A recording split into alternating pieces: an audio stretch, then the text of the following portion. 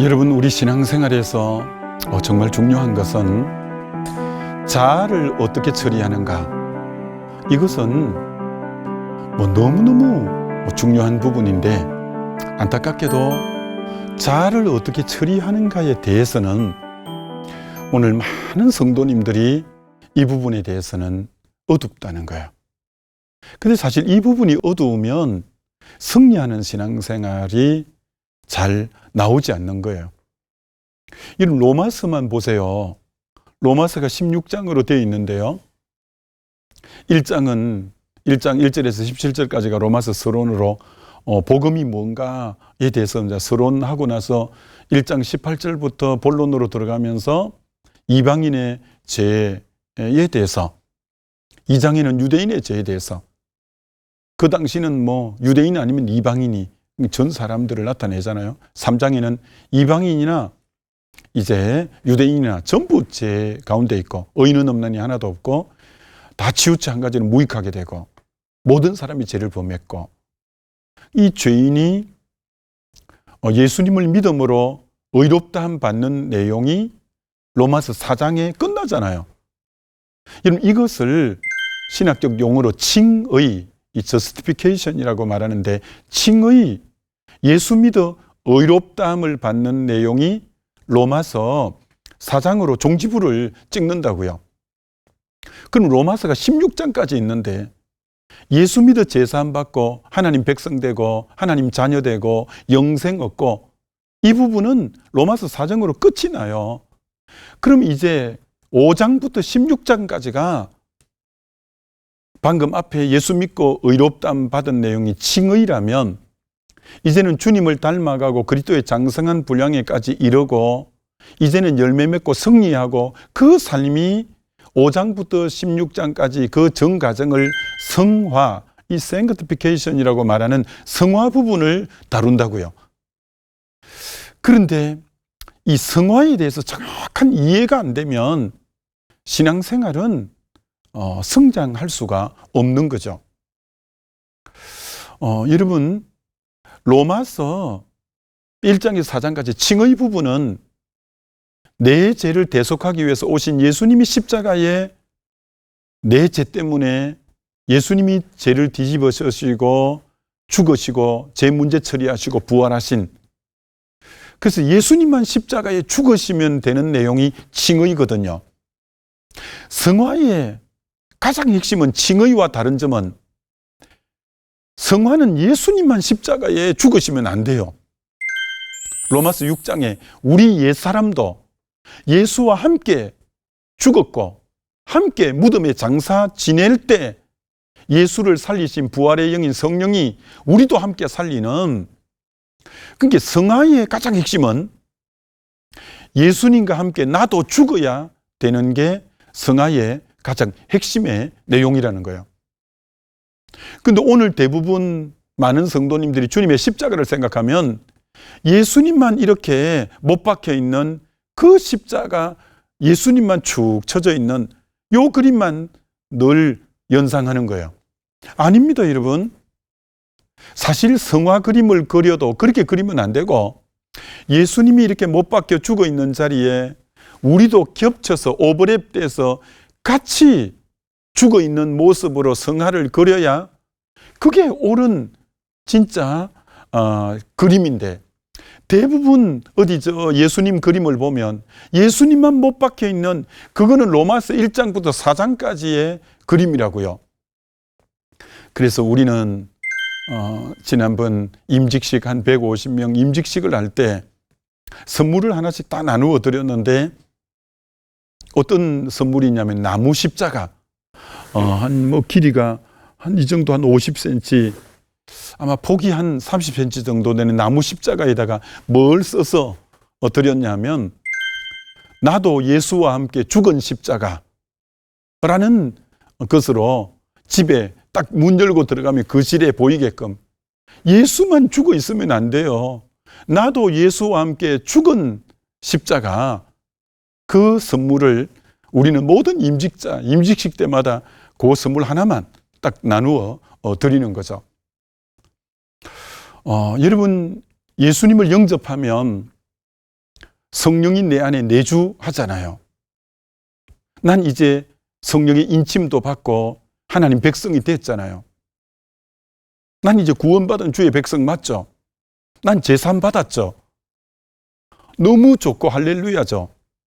그런데 시간이 좀 지나면 내 속에 스물스물 올라오는 옛사람이 있고, 옛사람을 다른 표현으로는 육의 소욕이라고 갈라디아서 5장에는 표현해 놓고, 이걸 일컬어서 자아라고 이렇게도 표현을 하고, 에고라고 말하는 옛사람이, 나 구원 얻은 나에게 옛사람이 불거져 올라오는 거예요.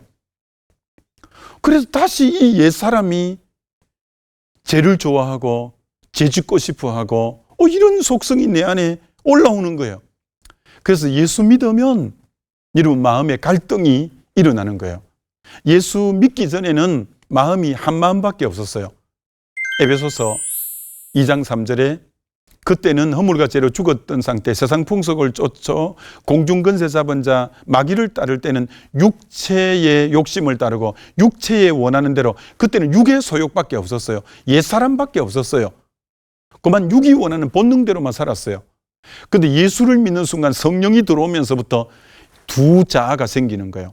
하나님 뜻대로 살려고 하는 이 새 사람과 옛날 모습으로 살려고 하는 옛사람, 이 둘의 충돌이 성화에서 핵심적인 부분이죠.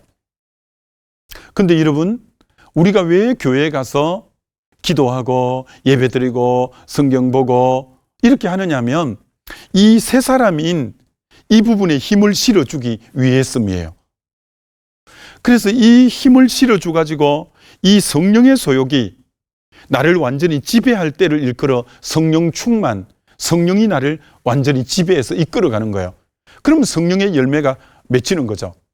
근데 내가 거듭났어도, 성령이 내 안에 들어왔으면서도 기도도 안 하고 예배도 빠지고 이제 말씀도 묵상 안 하고 깨어 안 있으면, 이 육의 소욕이 나를 지배해버리면 예수 믿고 거듭난데도 삶의 열매는 불신자 때와 비슷하게 다 나타나는 거예요. 육체의 열매가 현저하니 하면서 갈라디아서 5장 19절에서 보면 음행과 더러움과 호색과 이런 부분들이 막 올라오는 거죠. 우상숭배와 술수와 또 영적으로 점치고 이런 어떤 부적붙이고 엉뚱한 것을 따르려고 하는 이 속성도 남아 있고요. 그다음 원수 맺고, 그리고 분열하고 시기하고 다투고 분쟁하고 관계의 깨떨어짐, 이게 육의 소욕에서 다 나오는, 그리고 술 취하고 방탕한 삶 살고자 하는 이게 육의 소욕에서 올라온다고요. 나 예수 믿었는데 왜 이런 마음이 올라오지? 그래서 이 마음을 사도 바울은 뭐라고 했냐? 자기를 쳐서 복종시킨다 할 때 이 자기는 옛사람, 이 육의 소욕인 에고, 이 자아를 쳐서 복종시킨다는 말이고, 나는 날마다 죽노라고 고린전서 15장 31절에 그 날마다 죽는 내가 날마다 죽는 이 내가 누구냐? 바로 이 자아, 옛사람, 요게 죽어야 되는 거예요. 이게 현재 헬라어로 보면 현재 시제는 계속과 반복을 나타낼 때 현재 시제인데, 자아가 죽는 것은 계속 죽어야 되고 반복해서 죽어야 되고 끊임없이 죽어야 되는 게 이 자아예요. 자아. 여러분, 그 앤드루 머레이가 이 자아를 뭐라고 말해놨냐? 머리가 1000개 달린 괴물이다, 이렇게 표현했어요. 여러분의 자아가요, 어떨 때는 아담에게 나타날 때는 나도 하나님 되고 싶다는 교만의 모습으로 자아가 머리를 내밀고 올라오는 거예요. 다윗에게는 자아가 정욕으로 남의 아내를 범하고 이런 정욕적인 모습으로 불거져 올라오는 거예요.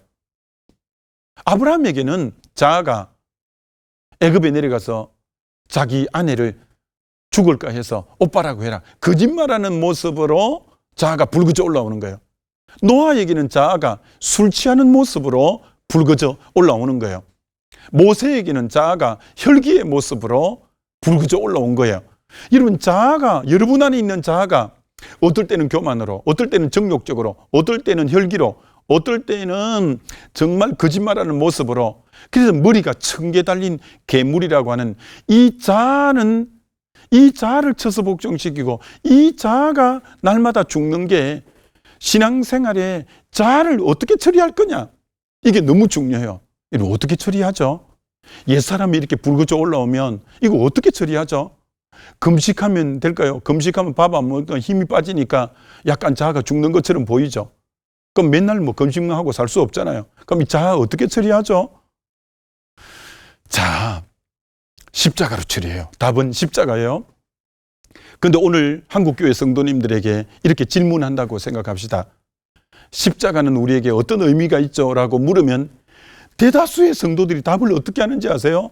십자가는 내 죄를 대속하고 죽으신 십자가, 내 죄를 용서해 준 십자가로만 십자가를 안다면 그건 십자가를 50%밖에 모르는 거예요. 여러분, 십자가는 죄의 문제를 해결한 십자가일 뿐 아니라 갈라디아서에 나오는 십자가, 갈라디아서 2장 20절, 내가 그리스도와 함께 십자가에 못 박혔나니 그런즉 내가 산 것 아니요 오직 내 안에 그리스도가 사는 거라. 거기 십자가는 죄 문제를 다루는 게 아니잖아요. 내가 그리스도와 함께 십자가에 못 박혔나니 하는 내 자아를 처리하는 게 십자가라고 말하잖아요. 옛사람을 처리하는 게. 갈라디아서 5장 24절, 예수 그리스도의 사람은 그 육체와 함께 정과 욕심을 십자가에 못 박았느니라. 이 정과 욕심이 옛사람의 다른 표현이, 정과 욕심을 십자가에 옛사람을 처리하는 게 십자가라고 말하잖아요. 갈라디아서 6장 14절, 내가 세상에 대해서 십자가에 못 박히고 세상도 또 그와 같이 십자가에 못 박혔다. 자아가 활동하는 이 바운다리 영역인 세상을 어디에 못 박느냐? 십자가에 못 박는다 하잖아요. 갈라디아서의 십자가는 제 문제를 터치하는 게 아니라 십자가는 이 옛사람, 이 자아를 처리하고 자아를 해결하는 곳이 십자가라고 언급하고 있잖아요. 무슨 말이에요? 여러분, 왜 십자가를 제 문제 처리하는 십자가로만 알고 있으세요? 그것도 있지만 이 자아가 갈라디아서 2장 10절, 내가 그리스도와 함께 십자가에 못 박혔나니 할 때 내 옛사람을 죽이는 것이 십자가고, 정과 욕심을 죽이는 것이 십자가고, 세상을 못 박는 것이 십자가라고요. 그러니까 이런 제사함은 어떻게 받아요? 내 죄를 십자가에 대속했다는 것을 믿고 3일 만에 죄를 해결하고 부활하셨다는 걸 믿고 그걸 믿음으로 받아들임으로 제사함 받았음을 내가 인정하고 내가 확신하잖아요. 마찬가지예요. 자아의 죽음도 마찬가지예요. 자아의 죽음도 예수님의 십자가에서, 저 예수님의 십자가가 죽을 때 나 옛사람도 같이 예수님과 함께 못 박혔어. 같이 함께 장사 지낸 바 되어졌어. 예수님의 십자가를 받아들이는 순간 내 옛사람도 같이 죽었어라고 믿음으로 그대로, 말씀 그대로 받아들일 때 내 자아가 죽는 거예요. 여러분, 여러분의 죄사함도 십자가를 그대로 믿음으로 받아들일 때 죄 용서를 확신하는 것처럼 내 옛사람도 주님의 십자가에 예수님이 죽으실 때 내 옛사람도 같이 죽어서 믿는 순간 연합해서 같이 죽었다는 것을 로마서 6장에 써놓고 있잖아요. 그래서 십자가를 바라볼 때 딱 두 가지를 묵상해야 돼요. 내 죄를 용서해 주신 십자가, 내 옛사람도 같이 죽은 십자가. 주님, 내 죄가 저 십자가를 통해, 예수님의 십자가를 통해 해결되었음을 감사합니다. 오 주님, 내 이 자아 옛사람도 주님과 함께 죽었음을 인정하고 고백합니다. 이제 내 안에 사는 이 그리스도임을 고백합니다. 주님을 내 주인으로 인정합니다. 주님, 나를 다스리시고 통치하시고 나를 주관하옵소서. 이 앤드루 모레는 이걸 뭐라고 했냐? 주인 교체의식. 여러분이 아침에 눈을 뜨면 주인 교체를 해야 돼요. 영접은 신학적으로는 한 번만 하면 되지만 사실 아침에 눈을 뜰 때마다 주님, 나 누구누구는 예수님의 십자가에 죽었음을 이 시간 선포하고 선언합니다. 오 주님, 내 전인격은 주님의 주인 되심을 인정해 드리오니 오 주님, 내 중심을 사로잡으시고 나의 주인 되시고 오늘 하루를 다스려 주옵소서라고 여러분의 주인의 자리를 주님에게 양도해 드려야 돼요. 그리고 그 주님에게 물으면서 하루하루를 가면 성령과 동행하는 삶이 여러분에게 되는 거예요. 여러분, 중국의 영적 거장이 워치만 리거든요. 워치만 니의 책을 보면요, 워치만 니가 이 자아 처리의 부분에 대해서 굉장히 옛사람이 불거져 올라오고 또 더러운 생각이 올라오고 악한 생각이 올라오고, 야, 난 왜 이 모양 이 꼴이야, 이렇게 자아에 대해서 힘들어했거든요. 근데 어느 날 이 갈라디아서 2장 20절을 묵상하는데, 너 워치만니는 예수님이 십자가에 죽을 때 너도 죽었어 라는 게 영어로, 성령으로 깨달아지는 거예요. 여러분, 완전히 이분이 진짜 세컨드 블레싱이라고 할 정도로 두 번째 영의 눈이 확 열렸어요. 이분이 그때 얼마나 감격했느냐면, 2층에서 말씀을 묵상하다가 그 자아가 자기 옛사람이 그리스도 함께 죽었다는 걸 깨닫고 베란다로 나와서 2층에서 했으니까 1층이 식당이었어요. 1층의 식당에 아줌마를 불렀어요. 아줌마! 아줌마 부르니까 아줌마가 불이 난 줄 알고 급히 바깥으로 나와 봤어요. 그게 2층에서 워치만니가, 아줌마, 워치만니가 죽었어요. 아줌마가 이렇게 했어요. 저 사람이 멀쩡히 사람이 자기가 죽었다니까. 이러면 그때부터 워치만니를 통해서 하나님이 엄청난 일을 이루어냈습니다. 마찬가지예요. 믿음으로 그것을 그대로 받을 때 내 자아가 죽었음을 선포하고 매 순간 인정하는 거죠. 참 하나님이 부족한 저를 통해서 그동안 참 많이 은혜 주셨고 일해 주셨고, 참 끊임없이 하나님의 교회를 또 이렇게 흥왕시켜 주셨는데요. 바로 그 원리가 자아의 죽었음을 깨달을 때부터예요. 아, 내가 그리스도와 함께 죽었구나. 그리고 주님이 나의 주 되시구나 라는 것을 깨달았을 때요, 주님이 나를 통해 너무나 놀랍게 일하시고요. 지금도 마찬가지입니다. 아침에 눈을 뜨면 나는 이미 주님과 함께 죽었음을 선포하고 인정합니다. 주님, 오늘도 내 전인격을 사로잡으시고 나의 주인 되어 주옵소서라고 그분에게 주인 양도를 분명히 해드려요. 그리고 모든 것은 그분에게 묻고 이제 그분의 음성을 따라서 가려고 몸부림칠 때 주님은 언제나 인도해 주셔요. 그래서 저에게는 4가지, 언제나 이 자아가 죽는 구체적인 실행으로는 4가지를 항상 적용해요. 첫 번째는 언제나 나를 바라보지 않고 주님을 바라본다. 이게 자아가 죽은 사람의 삶의 첫 번째 행동 양식이에요. 나를 바라보지 않고 주님을 바라본다. 여러분, 아담과 하와가 범죄하자마자 시선이 자기에게로 갔거든요. 그래서 자기 벌거벗은 부분을 발견했다고요? 아니에요. 원래 하나님이 우리를 지을 때 하나님을 바라보게끔 하나님의 형상으로 지었거든요. 그래서 믿음의 주여 온전히 하신 예수를 늘 바라본다. 그 바라본다가 영어 성경에 보면 픽스, 우리 눈을 하나님께 고정하는 거예요. C.S. 루이스는 그리스도인은 주님을 바라볼 때만 그리스도인이다. 주님을 늘 바라봐야죠. 왜? 내 주인이 그분이니까 내 시선이 그분에게 늘 집중돼야 돼요. 여러분, 인간이라는 말이 안드로포스라는 말인데 위를 바라보는 자라는 뜻이에요. 우리는 또 주님 바라보고 또 주님 바라보고 또 주님 바라볼 때 주님 말씀하셔요. 주님 인도하셔요. 그래서 마치 물 위로 뛰어내리라고 마태복음 14장에 베드로가 뛰어내려서 주님 바라볼 때는 주님이 물 위를 걷게 했지만 그의 시선이 주님을 안 바라보고 풍랑을 바라보고 다른 걸 바라볼 때 빠져들어간 것처럼 주님은 인격이라서 전심으로 자기를 바라보면 동행해 주시지만 옆에 계셔도 내 시선이 다른 걸 주목하면 주님이 내 힘이 안 돼서 물에 빠져들어가는 것처럼 오늘도 전인격으로 자아가 죽은 사람은 환경을 바라보거나 자신을 바라보면 안 돼요. 주님 바라봐야 돼요. 우리 찬송가에도 이 세상 험하고 나 비록 약하나, 세상 얼마나 험해요, 나 얼마나 약해요. 주 그때 널 기도 힘쓰면, 주님 바라보면서 기도 힘쓸 때 큰 권능 없겠네. 주님의 권능이 늘 임하잖아요. 그래서 자아가 죽은 사람의 첫 번째 특징은 주님을 바라본다는 거예요. 두 번째, 자아가 죽은 사람의 두 번째 삶의 원칙은 내 힘으로 살지 않고 성령의 능력으로 산다. 그렇죠.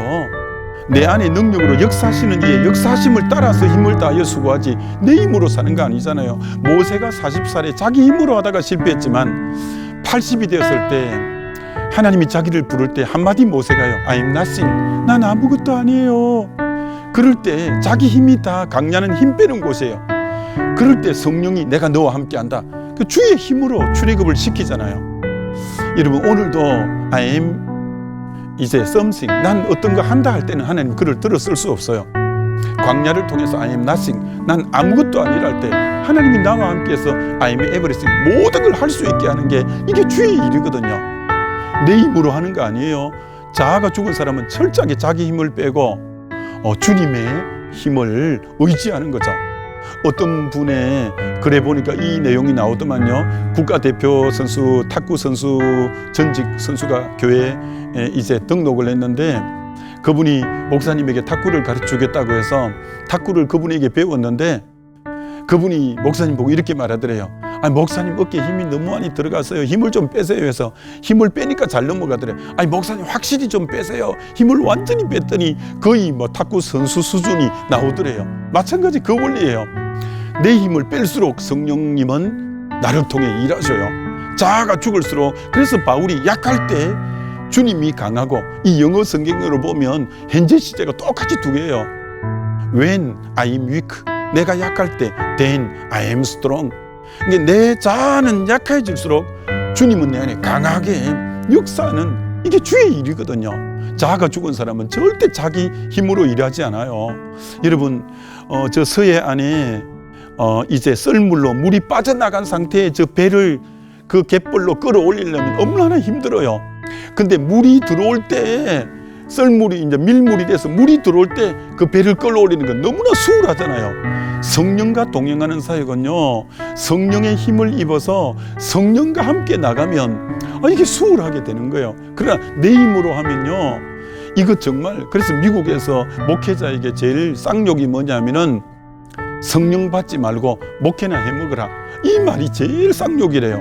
내 힘으로 하는 것은 마치 썰물 때 저 갯벌에 배 끌어올리는, 내 힘으로 끌어올리는 거지만, 성령이 함께하는 것은 바로 이 정말 밀물일 때, 물이 올라올 때 배를 끌어올리는 것 쉬운 것처럼 주의 일은 내 힘으로 하는 거 아니에요.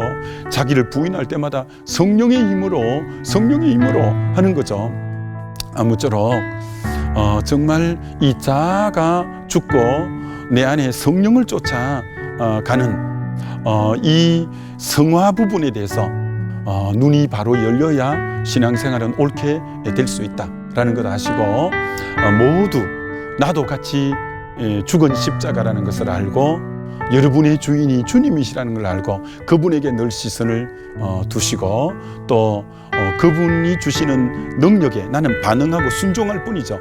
그럴 때 하나님이 나를 통해 마음껏 자신의 일을 해나가시는 거죠. 그런 복된 인생 되시기를 주님의 이름으로 축원합니다.